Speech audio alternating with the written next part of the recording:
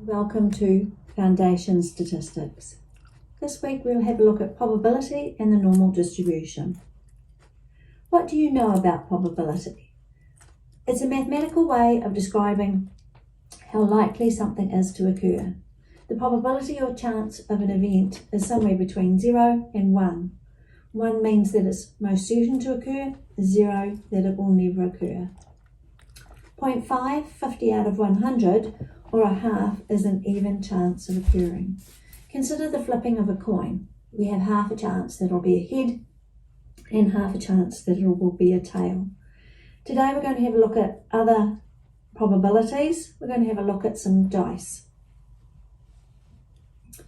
We're going to consider rolling 2 dice, one after the other, and taking note of the value of the die and adding the face of the die together to get a unique score. So how many unique roll combinations are there? To be able to get a score of 2, I would have to roll a 1 on the first dice and a 1 on the second dice. To be able to get a score of 12, I would need to roll a 6 and a 6. However, to get a score of 3, I could roll a 1 and then a 2, or I could roll a 2 and then a 1. Each of those is considered unique, even though they both give a score of 3. In pairs, you're going to have a go at rolling 2 dice, adding the scores together, and being able to count the final score that you get. You're going to do that 36 times and count the number of times each score occurs over 36 trials. So how many unique roll combinations are there for 2 dice? Let's have a look. There are in fact 36 roll combinations. I have 6 combinations that I could get for my first die and 6 that I could get for my second die, so it's 6 times 6 or 36. Notice that I can only get that 2 by getting 2 1s. I can only get a score of 12 by getting 2 6s. But for a score of 3, I can either get a 2 first and a 1 second, or a 1 first and a 2 second. What about a score of 7? How many different ways can we get a score of 7? In your handout, you'll be able to have a go at working out how many different combinations there are for each of the 2 die and adding their face values together to get a score. What is the lowest score, the highest score? What patterns do you notice? And which score is the most common or the least common? I've taken the 36 different combinations and we've now summarised them in terms of their score that they would get. Again, a score of 2 I can only get through a 1 and a 1. A score of 12 I can only get by throwing a 6 and a 6. But what's the probability of scoring a 7? There are in fact 6 different ways out of 36 possible ways to get a score of 7. Likewise, for a score of 6 and a score of 8, there are in fact 5 different ways of getting each of those scores out of 36 combinations. You'll notice that if I tipped this on its side, it would look a little bit like a histogram with bars. But this time we have got each of the roll combinations. And in that case, it would look as if it was unimodal and symmetric. This is what we call a theoretical distribution. And the probabilities, they add to 1. So let's have a look at how we can express probability. What is the probability that the 2 rolled dice have a score less than 4? What if they had a score greater than 8? Or in fact, a score between 4 and 8? It's quite a bit to be writing out those statements each and every time, so we really need to have some shorthand. We're going to use X to represent the score of the outcomes from the 2 rolled dice. Then we would write the first statement as the probability that our 2 rolled dice, X, the score of them is less than 4. And the second one, we would have that X is greater than 8. And notice that capital P outside the brackets represents probability. And then for a score between 4 and 8, we would put it in the brackets like this. A theoretical distribution of probabilities should look like this for 2 rolled dice, with 7 occurring most frequently, and that it's symmetric and it's unimodal, with the lower scores of course going out to 2 and 12. An experimental distribution is when we actually do the rolling of the 2 dice. What scores did students in the class get? Not everyone may have got a 7 as their most common score. Some may have got a 5 or a 6, or in fact they could have got an 8 or a 9. It would be highly unlikely, however, to get that a score of 2 came out most commonly, or that a score of 12 came out most commonly. If it did, we would start to think that our dice were rigged. So I've simulated rolling 2 dice in RStudio and having a look at the outcomes.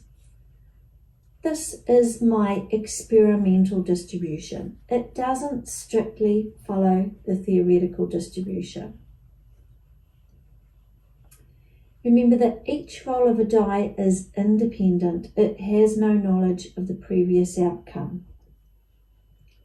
So what if we increase the number of trials? Say I did 100 rolls, and then 1,000, 100,000, and then 10,000. As the number of trials increases, the histogram of scores gets smoother and closer to the theoretical probabilities. And this brings us to probability density curves. It's a mathematical model of a distribution.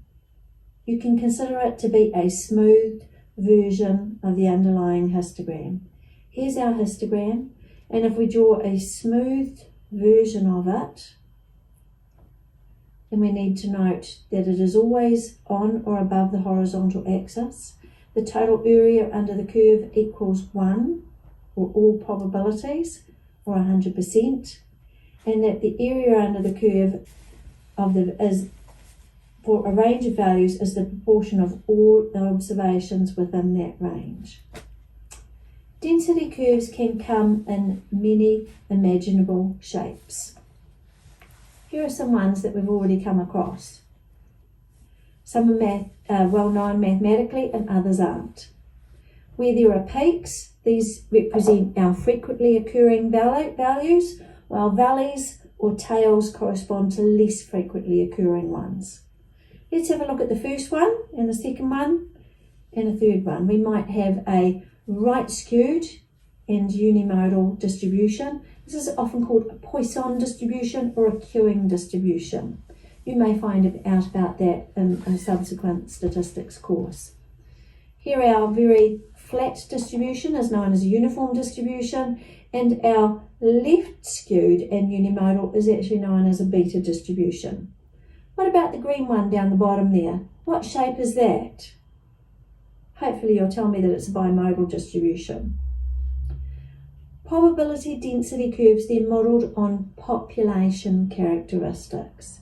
So let's have a look at the difference between a sample and a population. A sample is a subset of a population. In a population we talk about parameters such as a mean or a standard deviation. In a sample we talk about statistics, their mean and their standard deviation. And we use different samples for parameters and statistics. We've already learnt the symbols for a sample. We have X bar for a mean, and we have S for the standard deviation. These are our statistics. For a population, we use Greek letters. Mu for a mean and sigma for the standard deviation. These are our population parameters. A normal curve is symmetric, single peaked, and it has added to it that it is bell shaped as well. And because it is symmetric and single peaked, then the best measure of centre is in fact the mean, and the best measure of spread is the standard deviation. So we can completely describe a normal curve by its mean and its standard deviation. And we often abbreviate it as being N normally distributed with a mean of mu and a standard deviation of sigma. Here are some examples of normal distributions. In manufacturing processes, we may have machinery set around a mean, and control processes measure the variation or the spread around that mean using the standard deviation. So the manufacturer of nuts and bolts would have machinery set around a mean.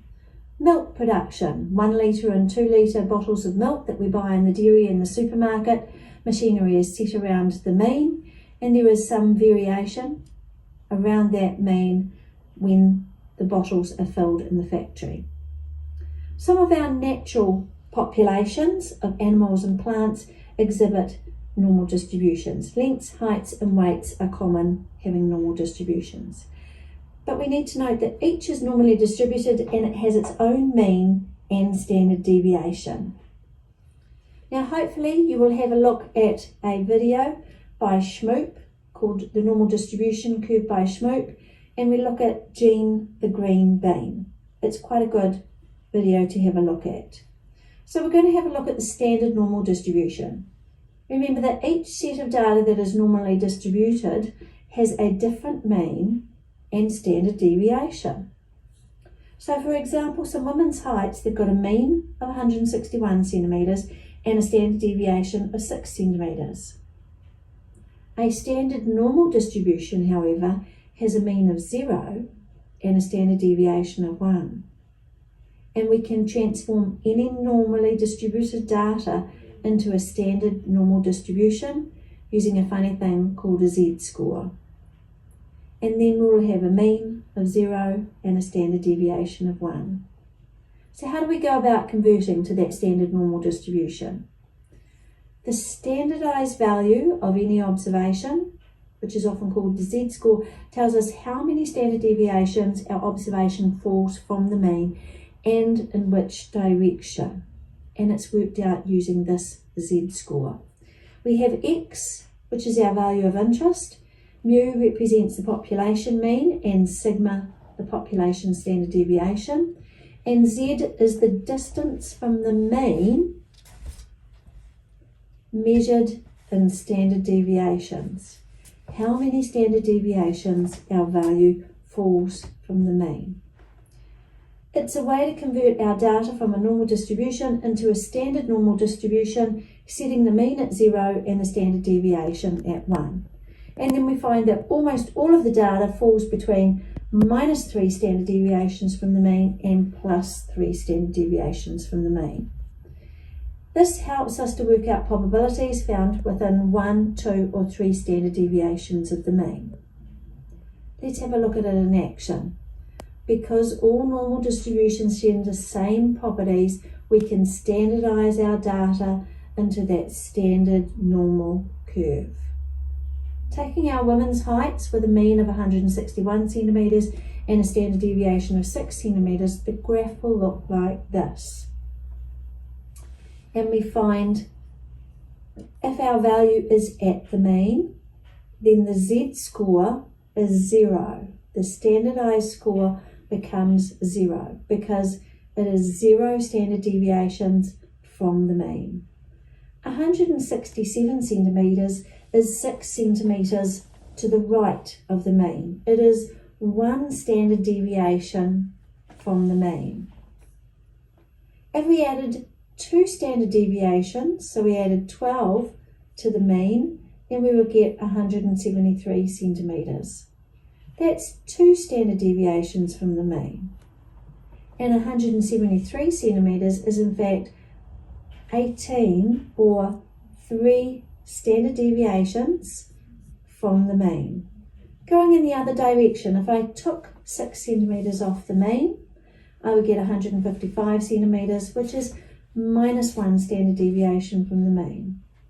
149 centimetres is 12 or 2 standard deviations from the mean. It's -2 standard deviations below the mean. 143 centimetres on the other hand is in fact 3 standard deviations. Subtracting 3 standard deviations from the mean gives us 143 centimetres. or minus 3 standard deviations. We use the mean and the standard deviation to calculate that standardized z-score, and we replace the scale on the axes with the z-score instead of the heights, the women's heights. Notice that each of where the values occur hasn't changed, only the scale on the bottom changes. So the empirical rule, or the 68, 95, 99.7 rule, it states that 68% of observations will fall within 1 standard deviation of the mean. 95% of observations will fall within 2 standard deviations of the mean, and 99.7% of observations will fall within 3 standard deviations of the mean. Let's look at how we could use that 68, 95, 99.7 rule to be able to solve problems. We can use the 68, 95, 99% rule to be able to work out if we are 1, 2 or 3 standard deviations from the mean. Remember, those above the mean will have a positive value, and if it's below the mean, our z-score would in fact have a negative value. Sometimes we just need to use half of the 68, 95, 99.7 rule. So half of 68% is 34%, half of 95% is 47.5%, and half of 99.7 is 49.85%. We need to remember that the whole area under the normal distribution is 100% or 1, and that half of the area under the normal curve is in fact 50% or 0.5. So let's take our women's heights and see if we can work out where the first 68% of heights would come. 68% of observations are within 1 standard deviation of the mean, so we add and subtract 1 times 6, which is our standard deviation, to the mean. That gives us heights from 155 centimetres to 167 centimetres. 95% will be found within 2 standard deviations of the mean. So twice times our standard deviation of 6 will give us plus or minus 12, gives us heights from 149 centimetres to 173 centimetres. And 99.7% of observations are within 3 standard deviations of the mean. So we add and subtract 3 standard deviations of the mean to give us heights between 143 centimetres and 179 centimetres. Let's have a look at another example. If the average age of retirement is 65 years and the distribution is normal with a standard deviation of 3.5 years, what is the approximate age range in which 95% of people retire? Now 95% is plus or minus 2 standard deviations from the mean. So let's take the lower end of the range and subtract 2 standard deviations from the mean. Remember, my standard deviation is 3.5, so twice times 3.5 is 7, which means I've got 65 minus 7 years, which means that those who retire early will retire somewhere between 58 years of age, and then we add 2 standard deviations to the mean to get the upper value. Adding twice times 3.5 years is adding 7 years, and we have an age of 72 years. So 95% of people will retire between 58 and 72 years of age. Why is it important to know something like this? Why is it that people are retiring at 58 years of age? Are they sick? Can they no longer find work? Or have they earned substantially enough so far that they can afford to retire early? What about those who retire when they're 72 years of age? They're still earning money as well from an income, as well as earning the superannuation. It's important for us to know things like this so that we can plan for people retiring. Let's have a look at using a graphics calculator now rather than the 68, 95, 99.7 rule. Now only those with a graphics calculator will be able to do this. So we set our menu at stat, choose dist for distribution, norm for normal, and then you're going to choose normal cumulative density. Make sure the setting is on var and not list. Then you should have that your screen appears like this. Choose the normal cumulative density option and you should get a new screen appearing. It has values of lower, upper, sigma, or the standard deviation of the population, and mu, the mean of the population. When we enter these values, then a new screen will appear, and I'll have P equals, which stands for our probability. This will be a probability between 0 and 1. There are some additional notes in the week 4 lecture notes on how to use a graphics calculator to calculate probabilities. There is also an additional set of notes on using the 68, 95, 99.7 rule to be able to calculate probabilities. There is also an online graphics calculator that can be downloaded to be able to use. So a little bit of additional information for a graphics calculator. The ends of the normal curve, they never touch the horizontal axis. This means that the curve extends to negative infinity on the left and positive infinity on the right.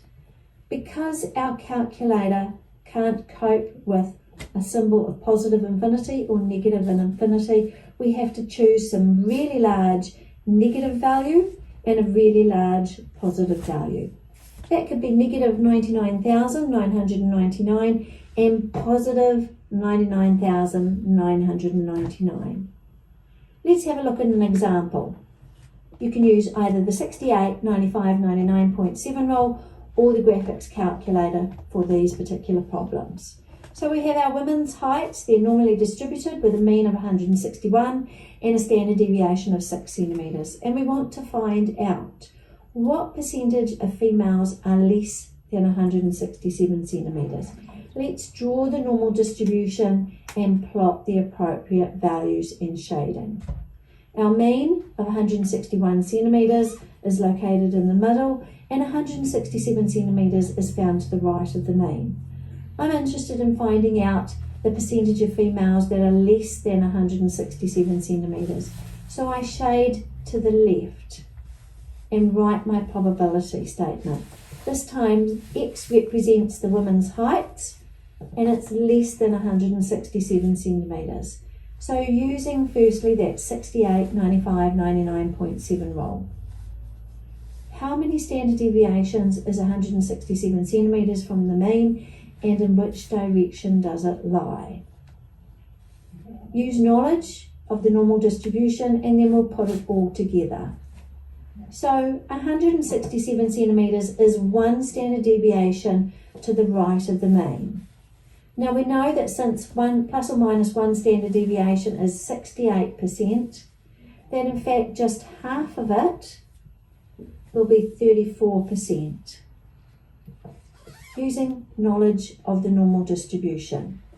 Since the probability under the curve sums to 1 or 100%, then half of it between the bottom tail to 161 centimetres is 0.5 or 50%. We'll put those two items together. We have 50% of heights to the left of the mean, and we have 34% between the mean and 167 centimetres. So we add together our 34% and our 50% to give us 84%. Writing our answer as a sentence and in context. The percentage of females less than 167 centimetres is 84%. If you're using your graphics calculator, this is how it should be entered. We need to look very carefully at the shading. Notice that to the left, the lower bound for our shading is heading off towards negative infinity. So we'll put a lower value of negative 9,999 and the upper value of the shaded area is 167. Putting in our population standard deviation and our population mean, pressing execute, and you should get a probability that comes out as very close to 0.84. 0.4. It will not be exactly the same. The calculator is in fact more precise than that 68, 95, 99.7 rule. To get a percentage, we simply multiply by 100%. Our problem asks for the percentage. Let's have a look at another example, and we're asked this time what percentage of females are greater than 173 centimetres. 173 centimetres is located to right of the mean, and we're interested in those that are greater, so I need to shade to the right. My probability statement becomes X, representing my women's heights, greater than 173 centimetres. If we use the 68, 95, 99.7 rule, we need to consider how many standard deviations is 173 centimetres from the mean, and in which direction does it lie. Use our knowledge of the normal distribution and then put it all together. So 173 centimetres is plus 2 standard deviations to the right of the mean. Since plus or minus 2 standard deviation is 95%, then there is in fact 5% less in the tails, because 100%, the total area under the curve, minus the middle 95% is in fact 5%. In our particular problem, we're only interested in the right-hand tail, which means we're looking at half of that 5%, or 2.5%. How do we write our answer? The percentage of females greater than 173 centimetres is 2.5%. Of course, in a graphics calculator, you need a lower and upper bound. Looking at the shading, the lower bound is 173 centimetres and the upper bound stretches to positive infinity. So we put a really large upper value, 9,999 will do, followed by our standard deviation and our mean, and press execute. When you've pressed these, you'll get a probability. It should come out very close to 0.025. It's slightly more accurate, and to be able to round it to a percentage, of course I do my multiply by 100% and leave my answer then just to 2 decimal places. What percentage of females are between 161 centimetres and 173 centimetres? Let's draw the diagram. The mean is located at 161 centimetres, and we're interested in the area between 161 centimetres and 173 centimetres. We write our probability statement, so the lower value is 161 and the upper value is 173. Using that 68, 95, 99.7 rule, we need to ask how many standard deviations, 161 and 173, are from the mean, and in which direction they lie. 161 centimetres is in fact at the mean, so it's 0 standard deviations from the mean. However, 173 centimetres is plus 2 standard deviations to the right of the mean. I need to now use my knowledge of the normal distribution. Since plus or minus 2 standard deviations is 95%, then half of that is going to be 47.5%, or 0.475 as a probability. To write my answer in context, I will write the percentage of females between 161 and 173 centimetres is 47.5%. This time, for those using the graphics calculator, the lower bound of our shaded area is 161 centimetres and the upper value of our shaded area is 173 centimetres. Put in the standard deviation in the mean and press execute, and you should get a probability that comes out very close to 0.475. Remember to make that into a percentage, because we're interested in the percentage of females. Then multiply by 100% and leave your answer to 2 decimal places. The graphics calculator will be more accurate. So now it's your turn. We've got weights of students' backpacks that are found to be normally distributed with a mean of 3.3 kilograms and a standard deviation of 0.3 kilograms. Or in short, I write it as normally distributed with a mean of 3.3 and a standard deviation of 0.3. Can you solve these problems? Calculate the probability that a backpack weighs less than 3.9 kilograms. Calculate the probability that a backpack weighs more than 3.6 kilograms. And what percentage of bags have weights between 2.7 and 3.6 kilograms. So for these problems, of course, on your handout, you will have these identified. You need to draw the diagram first, then write the probability statement, and then work out the problem using either the 68, 95, 99.7 rule, or work it out using a graphics calculator. Now you may wish to hold the presentation at this particular point in time, work those out before finding out what the answers are. And these are the answers. Thank you, and please join us in the lab this week as well.